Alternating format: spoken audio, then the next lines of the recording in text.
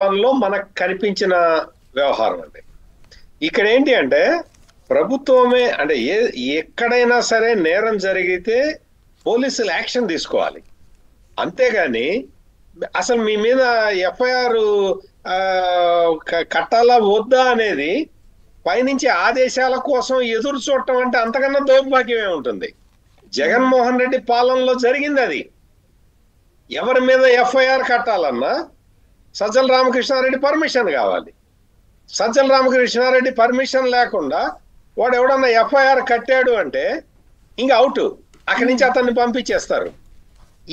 ఈ తరహా పాలన జగన్మోహన్ రెడ్డి హయాంలో మనం చూసామండి. ఇదే దురదృష్టకరం.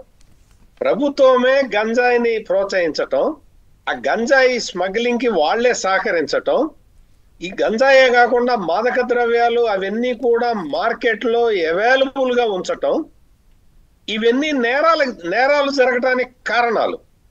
ఇవి సామాజిక నేరాలు అయితే, రాజకీయ నేరాలు అయితే కావాలని వాళ్లే చేశారు.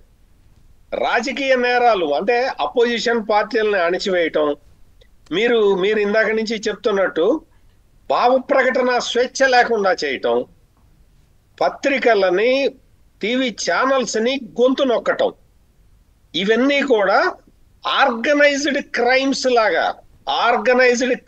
లాగా ఆనాటి ప్రభుత్వం చేసింది. ఇదే దురదృష్టకరమైన విషయం.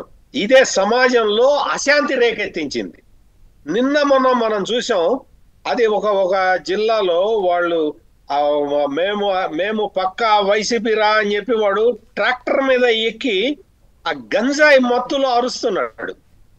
అంటే ఇంకా అట్లాగే ఉన్నారు ఈ గంజాయి బ్యాచ్. సమాజంలో విచ్చలవిడిగా తిరుగుతూ ఉన్నారు. శ్వేతపత్రం ప్రకటించారు, సంతోషం. అప్పుడు ఏంటంటే ఎలక్షన్ టైంలో చాలా మందికి ఒక ఏరియాలో జరిగినవి ఇంకో ఏరియాలో తెలియలేదు. ఈ శ్వేతపత్రం తోటి ఏ ఏరియాలో ఎట్లా మొత్తం రాష్ట్రం మొత్తం నేరాలు ఎట్లా జరిగినాయి అనేది తెలిసింది. అంతవరకు సంతోషం. కానీ డిప్యూటీ సీఎం పవన్ కళ్యాణ్ చెప్పినట్టు వీళ్ళ మీద మామూలు యాక్షన్ కాదండి, కఠిన చర్యలు తీసుకోవాలి. దానికి సంబంధించిన చర్యల్ని ప్రభుత్వం ఇమ్మీడియట్ గా స్టార్ట్ చేయాలి, ఎక్కువ జాప్యం లేకుండా. ఇంకా అలా చేస్తే వాళ్ళకి అవకాశం ఇచ్చినట్టు, ఛాన్స్ ఇచ్చినట్టు ఈ గొడవలు ఇవి ఎంత యాగి చేయడానికి. నేను అనేది సామాజిక నేరాల మీద అండి. సామాజిక నేరాలకు సంబంధించి ఇప్పుడు రేపల్ల దగ్గర చెరుకుపల్లిలో ఒక పిల్లాడిని, అమర్నాథ్ గౌడ్ అనే పిల్లవాడిని సజీవంగా దహనం చేశారు.